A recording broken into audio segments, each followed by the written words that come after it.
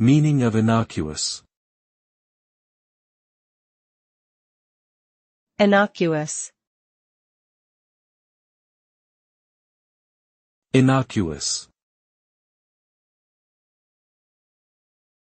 Innocuous.